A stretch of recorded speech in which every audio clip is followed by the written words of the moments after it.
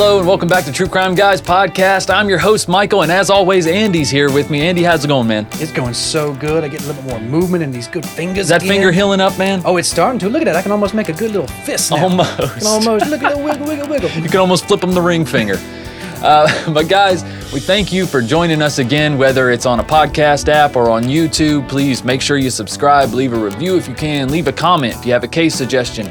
But this week we are covering part 2 of the Stephen Beard murder, the crazy love triangle that has basically become a cliche in true crime at this point.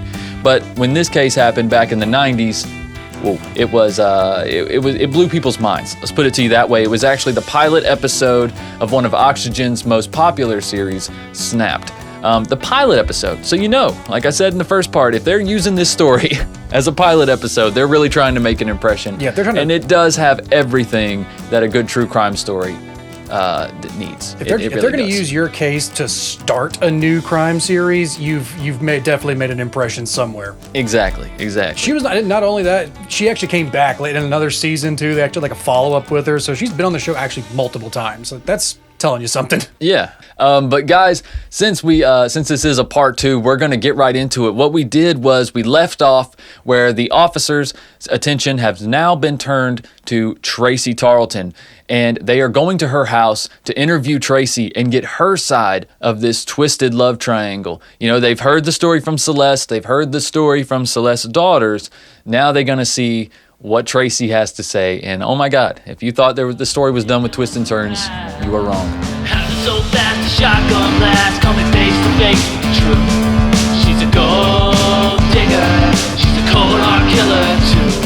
And after so fast, the shotgun blast, on the floor they found her proof. She didn't pull the trigger, she found someone. So the officers began to question her about the details of her and Celeste's relationship, right? But at first, she attempted to be quite coy. She admitted to the officers that the two women were, just friends. I mean, that's such like a casual answer, especially back in the 90s or something like that. It's like, oh, we're just friends. We're just friends. Just good friends that sleep together.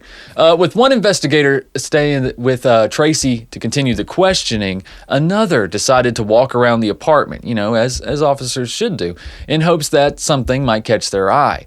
And in a very David Fincher-esque moment, the officer peeked into one of the back rooms and saw what could only be described as a all-out shrine dedicated to her just friend, adorned with candles and pictures of Celeste and the two of them together.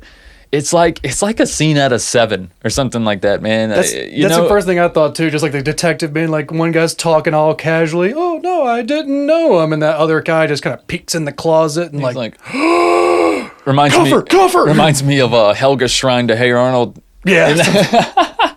She's got bubble gum that she chewed on there, little patches of hair. Got a real football for the head. Real football. But after seeing the shrine, the officers shifted their questioning to the shooting of Stephen Beard very quickly, right?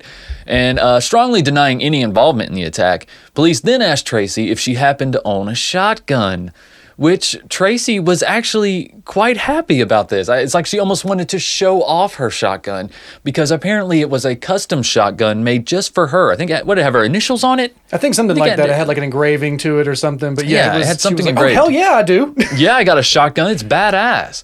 I've been waiting for you to ask me about my shotgun.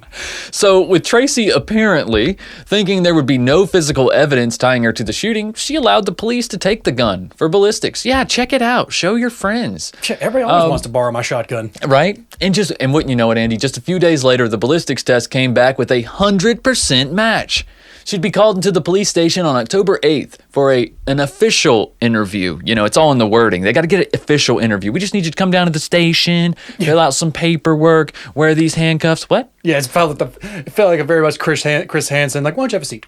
Why don't you just come in and just have a seat? Just have a seat. We just want to talk for him. Why don't you have a seat? That's all. No big deal. I was thinking it would probably be hard. I never really looked into ballistics on shotgun casings, but you would think it's got to be hard to match a shotgun pellet. You got to figure out a way to match the casing or the slug. Well, they're matching the casing, yeah. Yeah, because you couldn't match like the bullet. You couldn't have any rifling or any kind of markings. All the pellets would have gone. You're just looking at the scrape of the shell. Yeah, I was wondering how you would do it at first. I'm like, how are you going to match all those pellets that are in there? Oh, they can do it, man. They can do it.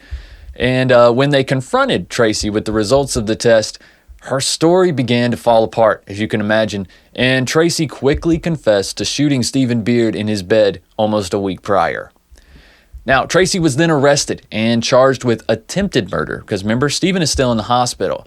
But after quickly posting her bail, she was released, and police were left waiting for their next break in the case. I wondered if she posted that bail or if maybe she already had some cash stashed away from Celeste or something. Yeah, you don't think Celeste did it?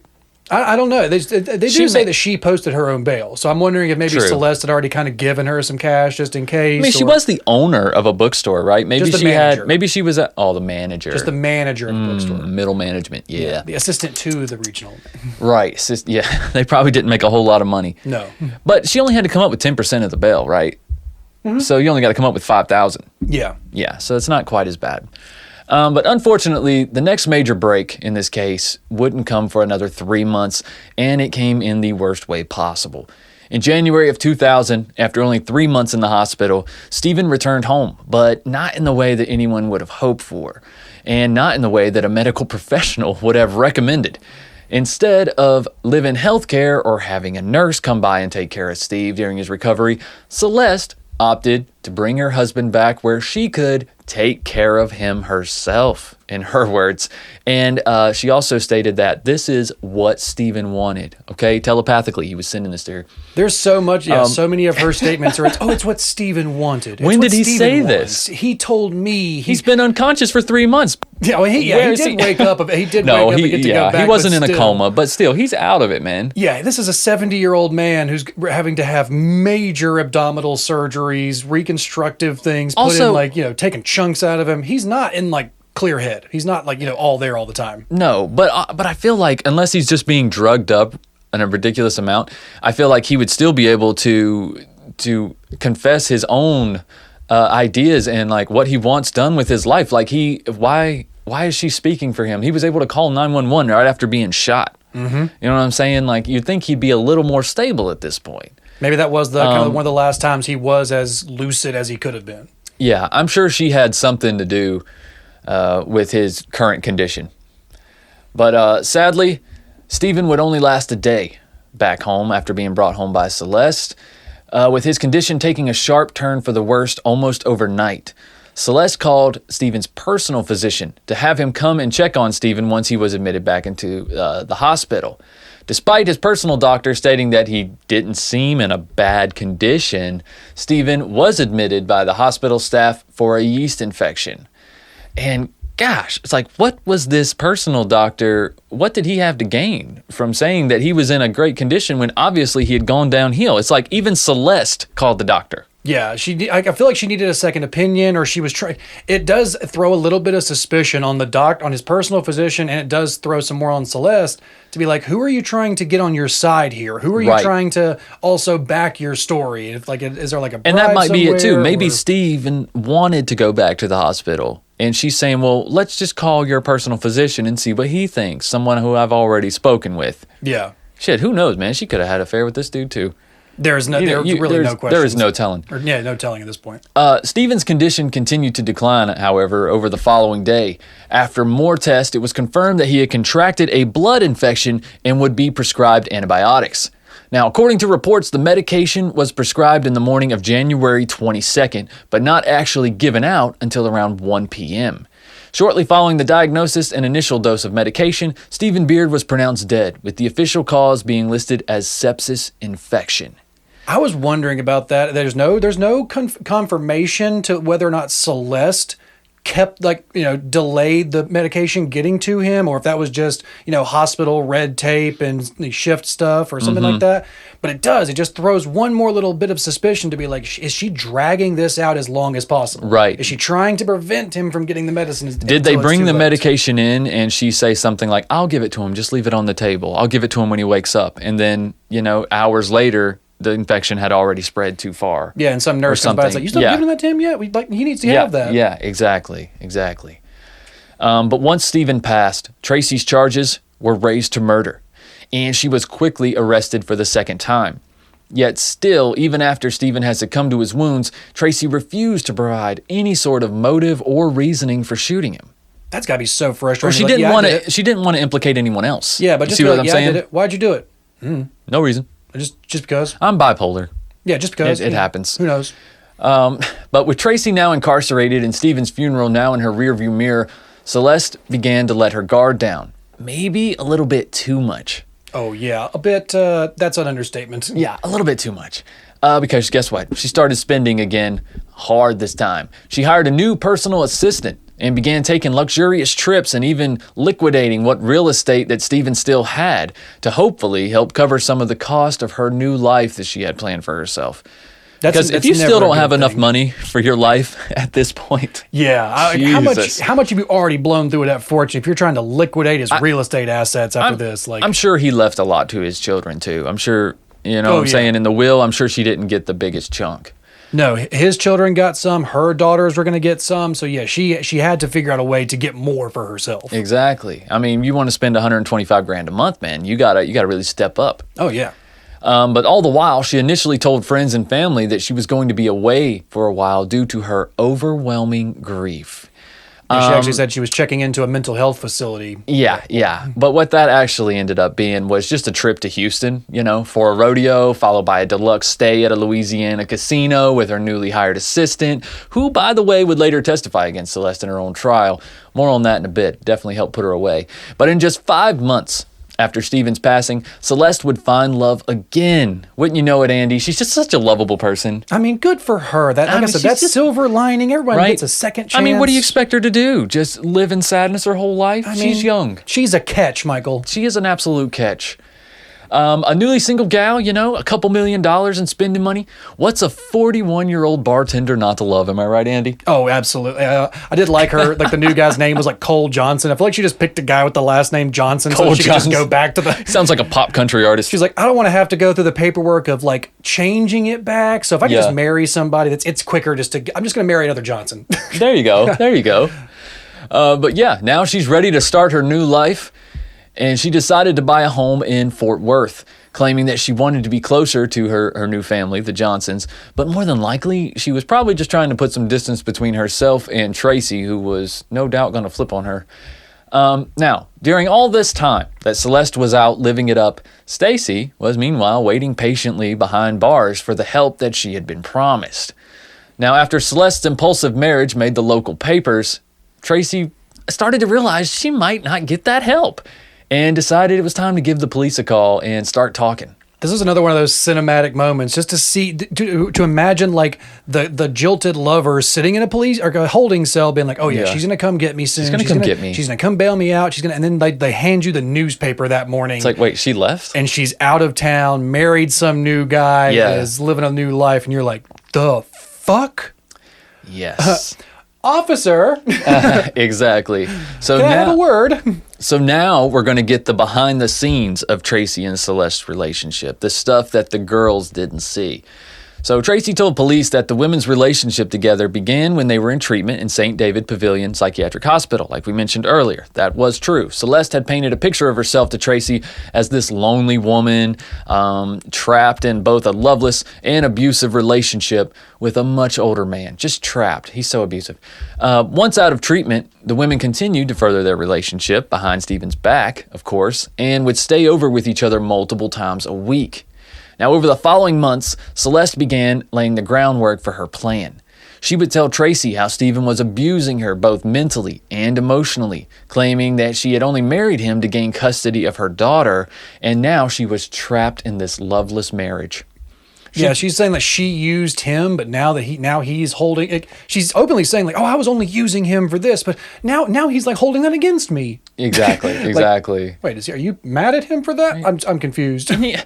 And all he does is offer me $1 million. Man, he just keeps giving me money. Seriously. What the hell? And she also told Tracy that Stephen had become psychologically draining to her and that she was spiraling into her depression. She would even claim, she's preying on Tracy's weaknesses and feelings at this point by saying that like my mental state is getting worse. That's where you really get Tracy's goat, right? That's how you get her on your side, because that's something Tracy can relate to. Mm-hmm. So, amongst all of this stuff, if you tell her like, "Oh, he's making my depression worse," now Tracy feels like she needs to save her. Yeah, like I said, that trauma bonding they had done, they both feel like they can both connect on this. Oh my God, my mental health is failing. I don't know what's going to happen. I'm getting so low. So yeah, it's very much like she's painting this broken picture of herself. Exactly. She would even claim that Stephen had physically attacked both her and her daughters over the previous year, which was absolute bullshit, and that she was terrified of what he might do if she left him. I don't know, live his life in riches and go back to the country club, get a new waitress. Yeah, exactly. Yeah, it's absolute bullshit. All the while, Steven's like playing golf and like reading a book by the pool or some shit, and just giving her money and credit cards. Yeah, I mean, they say that Steven's not an ignorant man and he's not oblivious, but there are a few points in this case where you have to look at Steven and go, dude, like what? Like when they talk about there was like multiple other failed murder attempts, like this man would like just kept falling asleep really early and waking up not remembering anything and being wow, that one drink just knocked me out. Why is this plastic bag here? Like it just like there's a few things where like Steve, come on. Right. Yeah, exactly. Yeah. We'll talk about that here in just a second. But so Tracy, feeling protective and sympathetic for her new lover, she agreed that she would help Celeste get rid of her abusive husband, and the two women began formulating plans to do so. Tracy would tell police about multiple attempts, as Andy alluded to kill Stephen before the actual shooting took place, with Celeste attempting to both poison her husband's food, and even one instance where, after being rendered unconscious by alcohol and sleeping pills, the two women attempted to actually suffocate him with a plastic bag over his head.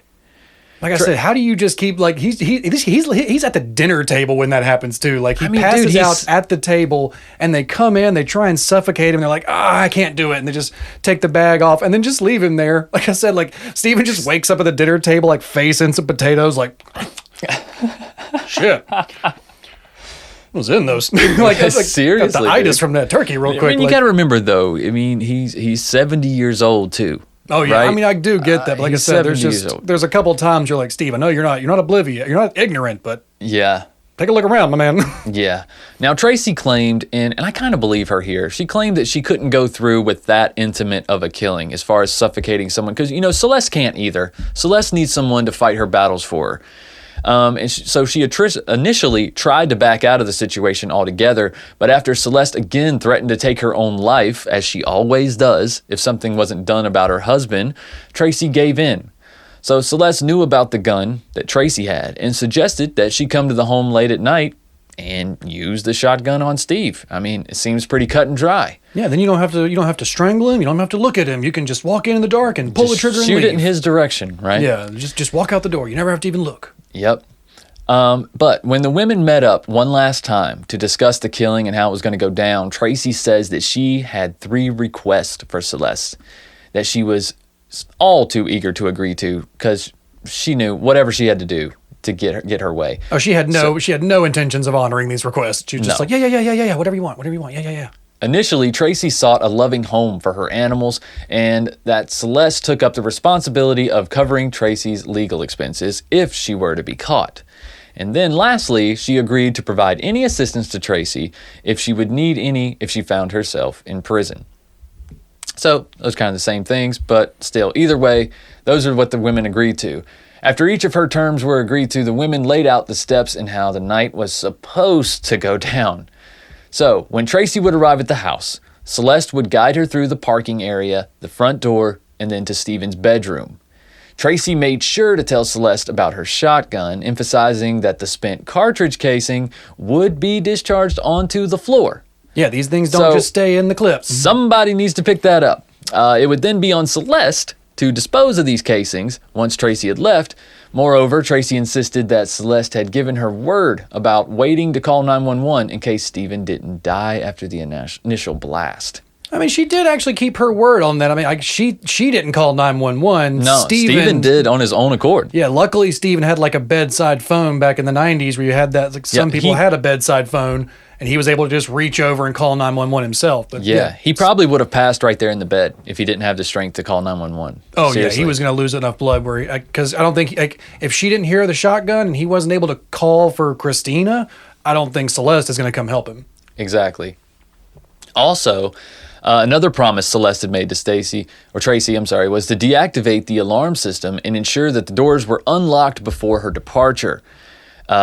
Just like the findings at the home that morning. So that was confirmed by police. She did do that part at least. Now, for the most part, everything did go almost to plan. But unfortunately for Tracy, Celeste wasn't as thorough as she hoped she'd be, since obviously the shotgun shell had been recovered by police at the scene.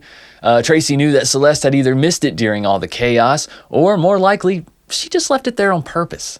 Yeah, I mean that's the only physical evidence tying somebody else to the crime. It solves all of her problems. Yeah, I mean, like, what if the police just happen to find that? This woman is literally faking a lesbian relationship to control Tracy. Mm-hmm. Oh my gosh, why do I keep saying Stacy? I don't know if she's faking a lesbian relationship.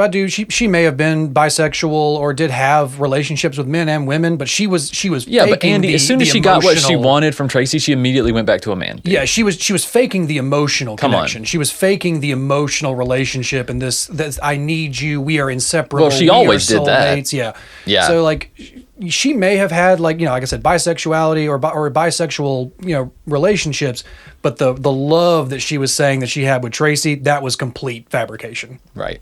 Yeah, and she confessed to police that the two had continued to stay in contact with each other after the shooting and even offered up another bit of damning information against her former lover, Celeste.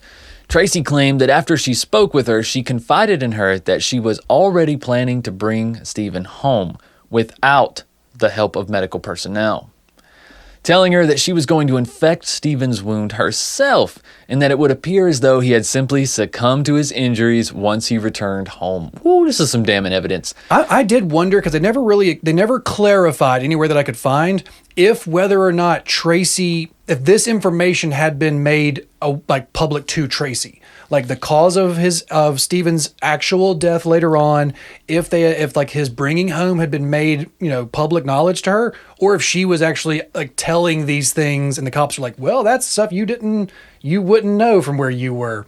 Like, so yeah, that all lines up. Exactly. More than likely, that's probably what it was. Yeah, I'm sure when he passed, they immediately came and got her, arrested her, and said that he passed, but they probably didn't say why. Yeah, they probably didn't say he went home, had sepsis and stuff like that. They're like, nope, he has succumbed to his wounds. You're now being charged with murder. Yep. So once Tracy came forward with her side of the story, the police quickly went to work getting an arrest warrant for Celeste. Tracy would end up pleading guilty to the murder charge brought against her, but only after accepting a deal that would have her testify against Celeste in court. So, that brings us to the trial. On March 28, 2002, Celeste Beard Johnson was apprehended and faced charges of first-degree murder, second-degree murder, and causing harm to an elderly individual. Initially denied bail, she later filed an appeal which resulted in her release on a $500,000 bond. State officials had requested a bail amount of $8 million. So yeah, they knew she had enough money. She had a lot of money. So they were trying to make it so she didn't want to pay bail. Mm-hmm. But yeah, she had a good enough lawyer to chalk it down to $500,000. So yeah, she pay $5,000? We see this pretty often with these masterminds behind crimes, the people who don't actually pull the trigger, the people who don't actually do the killing and whatnot. A lot of times they will get slapped on the wrist with a easier bail. I guess because they think, the spotlight's on them now. These people don't have the guts to commit these crimes. It's not like releasing a serial killer on bail. Yeah. Someone who has the compulsion to kill and hurt people, right? You're releasing somebody who is, they're like an instigator. They're a behind the scenes type person. They have to fool people to work for them to get what they want. So sometimes the bail will be set lower because they themselves are not such a danger to society, I think personally. Yeah, as like a manipulator. Yeah. So now with her trial set to commence, Celeste would not only have to face the testimony of her former lover, who she left holding the bag, but also the testimony of her recently employed personal assistant, and even more devastating still, her two twin daughters. And one of them don't like her. Her personal assistant's testimony is genuinely pretty funny to me. We'll get to that in a little bit. Yeah. But yeah, her personal assistant, I kind of want to give a high five to, but we'll get to it. So during the trial, the prosecution depicted Celeste as a manipulative gold digger. I think that was pretty easy to do. Yeah, I don't think that was a hard That was term. not a hard sell. That was not a hard sell. But yeah, motivated solely by financial gain. I would totally agree. As her out-of-control spending habits strained her marriage, she began an affair with another patient who also was in a vulnerable state. Then, convincing her unstable partner that the only way they could ever live happily ever after was if her current husband was out of the picture completely. Yeah, they pretty much nailed it. I mean, the prosecution didn't even have to lie. Yeah, was that a rough draft? You guys just pulled it out of your ass? Or did you guys read our presentation? That's pretty good. It's pretty good, actually. And when Tracy took the stand, she retold the same story that she laid out to the investigators during her confession, almost word for word. I believe Tracy, I really do. She even told the jury about the pair's plans to move out to the family's lake house once Stephen had been taken care of. Like I said, Celeste loved that lake house. Mm-hmm. That was her retirement plan. She was like, or that was her idea. She was like, if I can just get that lake house, that might be where I can just settle down. Exactly. And as damning as it was for Celeste, for the jury to hear Tracy paint her in such a cold and heartless tone, it was nothing compared to her daughter's testimonies. Not only did the two women defend their stepfather, they both supported multiple parts of Tracy's story as well. Both twins testified that Celeste openly displayed her contempt for her husband whenever he wasn't around.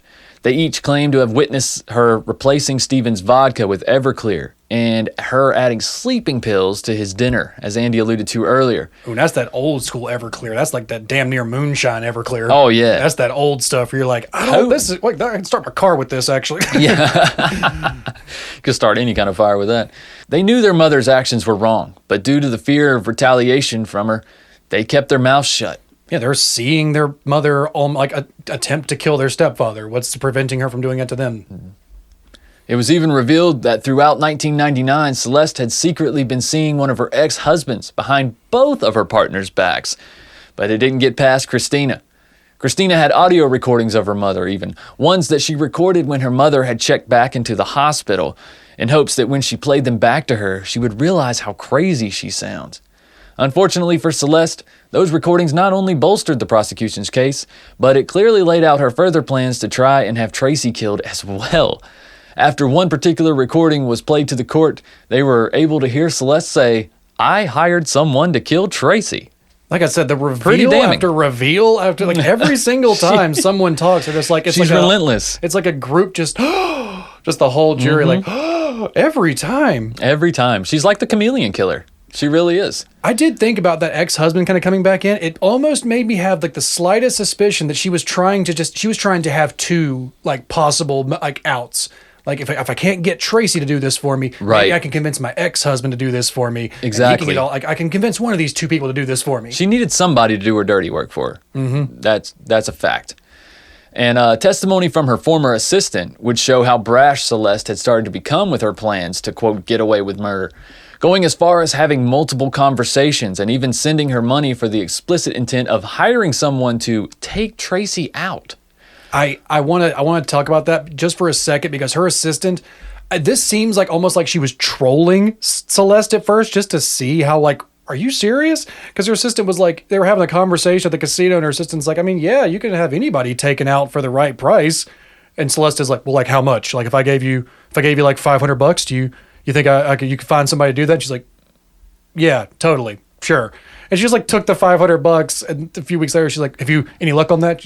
No, I probably need some more money to probably get somebody to really do it. I'd have been more like 5,000. She did. She was like, I need probably she gave like 3 increments of like $2,500. And then they just kept going on. She's like, have you found anybody yet? She's like, no, I don't think anybody's biting at this price yet.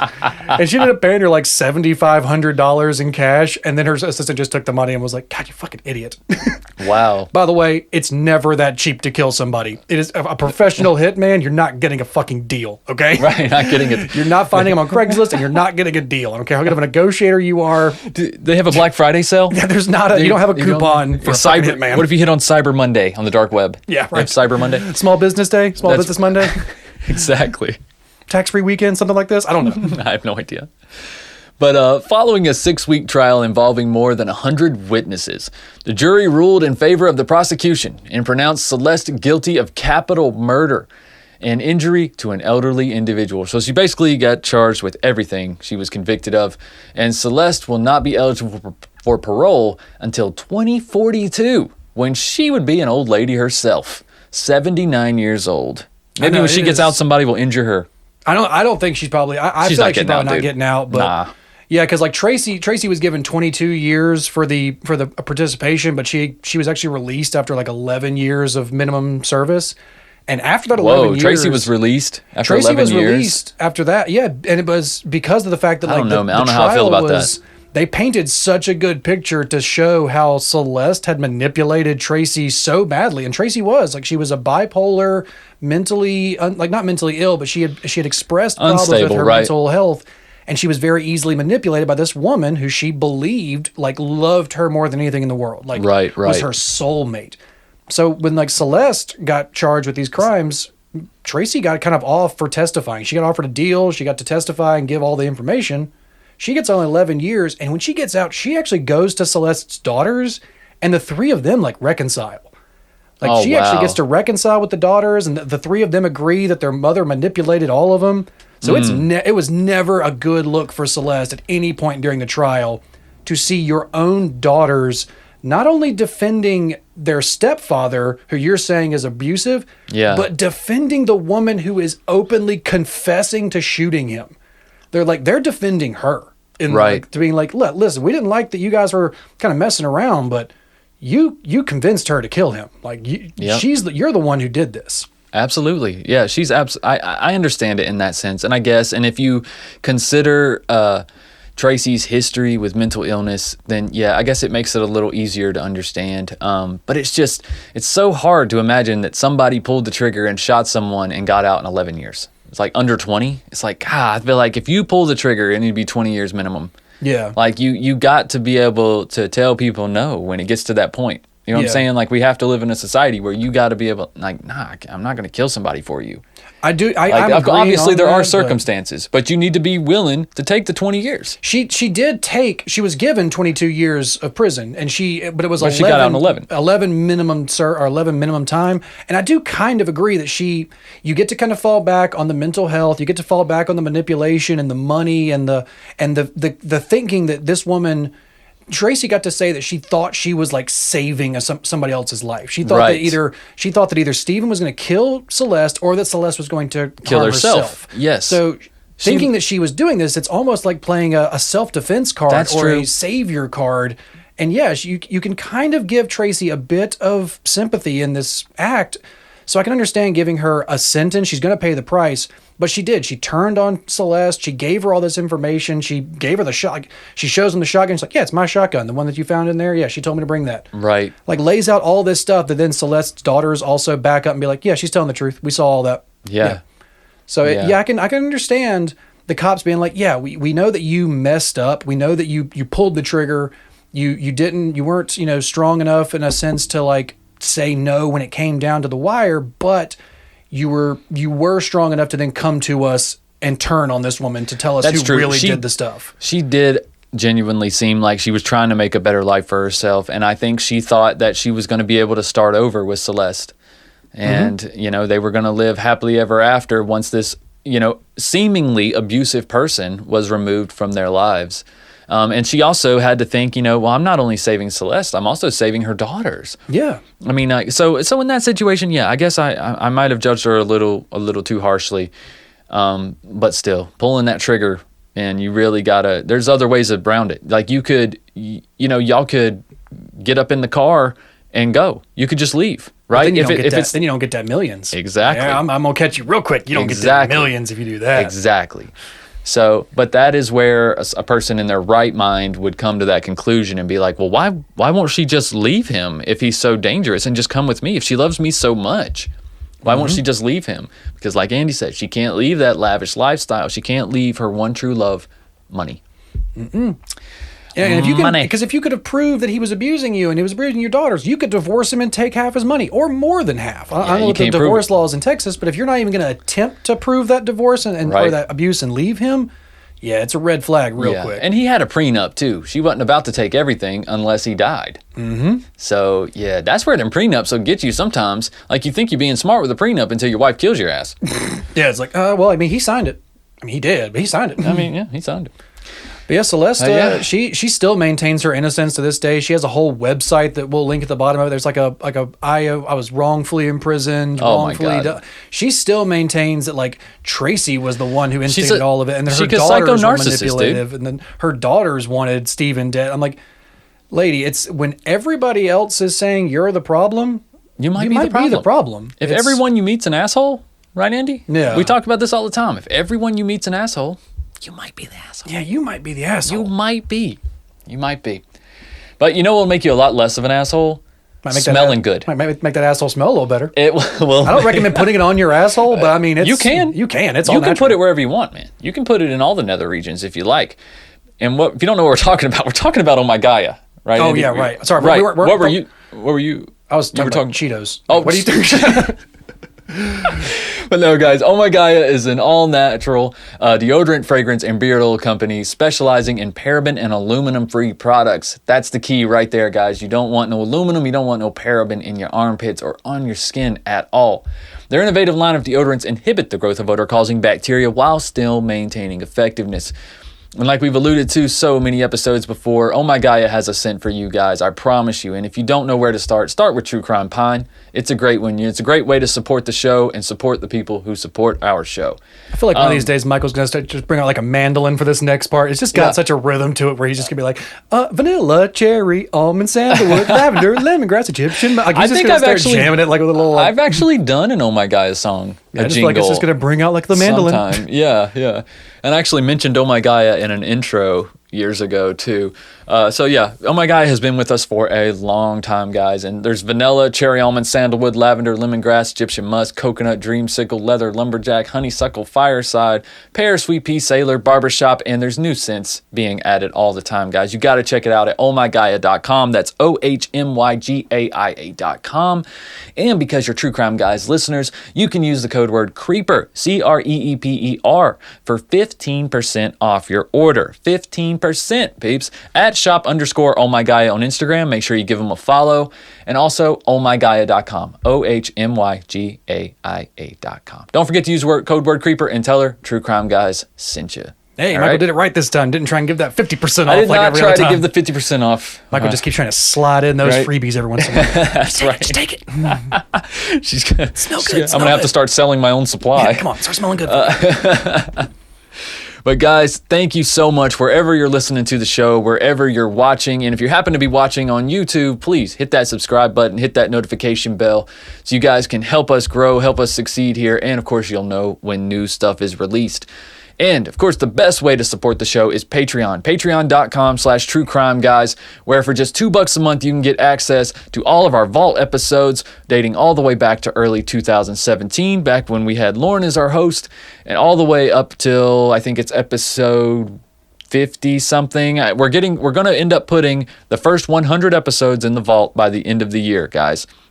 So check those out. But if you miss them and they're already in the Vault, if you want to hear the first 50, you can check that out for just $2. There's also a $7 free trial on Patreon right now, which will be ending at the end of the year. January 1st, we will no longer be doing 7-day free trials, guys. So just a warning now, you can jump on there now for 7 days on the $2 tier, but really, the treats are on the $5 tier, guys. $5 a month, you get access to everything we make here at True Crime Guys Productions. And all of our catalog now is divided into collections on Patreon. So you don't have to scroll through this endless list of random content that you're not ready to listen to. If you want to just go jump on there and listen to all the True Crime Guys Patreon exclusives, you can. They're all together in a list. You can listen to them in order, month after month. If you want to listen to Strange Shorts, with myself and Andy. If you want to listen to Just the Banter, there is nearly 100 episodes of Just the Banter with myself and Lauren, a few with Andy as well. Every show we've ever done, Higher Thoughts, Sandu Stories, the whole collections are on Patreon. Patreon.com/True Crime Guys. I guarantee you it's entertainment for a long time. You want to ignore some family members over the holidays? Get on Patreon. There's tons of content for you. Or you want to keep some family members out of your hair for the holidays? Give them a subscription to Patreon. Give them a subscription. There you go. Sign them up for Patreon.com. Send them a link to it. Keep them out of your hair for the holidays. Use their credit card. Just put grandma with some noise-canceling headphones in, sit her in front of the fire, just leave her alone. Boom, boom. We'll charm the pants right off of her. That's right. That's right. We'll do our best. All right, guys, but that's pretty much it for this crazy love triangle. I hope you guys enjoyed this case. Like we said, there's many documentaries and whatnot on YouTube. They're all linked below in the sources of this very episode. You can check out that Oxygen show as well, Snapped. It was the very first pilot episode. And yeah, I think that's pretty much it. Everything that we've mentioned, guys, there's links right below the description of this episode, including sponsors, Oh My Gaia, TrueCrimeGuys.com, our YouTube channel, everything. All right, I think that's pretty much it. Guys, we will see you next week for another free episode, and then we'll be back on Patreon after that. You got anything, Andy? I don't think so, man. I'm ready to get out of here. Put my jacket back on. All right, man, let's chill out. Another week in the books. Guys, until next week, just keep on creeping. Howdy ho. It was understood. All the lies and secrets, like guts on the floor. Here's my word, you can keep it. God knows what for. The truth won't leave her lips. She's too proud for that. All the money, all the trips are a thing of the past. Happened so fast, a shotgun blast, coming face to face with the truth. She's a gold digger. What's up, creepers? If you enjoyed the music in this episode, you can find this track, Shotgun Blast, wherever you listen to music. On Spotify, Apple Music, wherever, Pandora, along with many other True Crime Guys originals. Thanks for listening, guys. We'll see you next time. Keep creeping. She's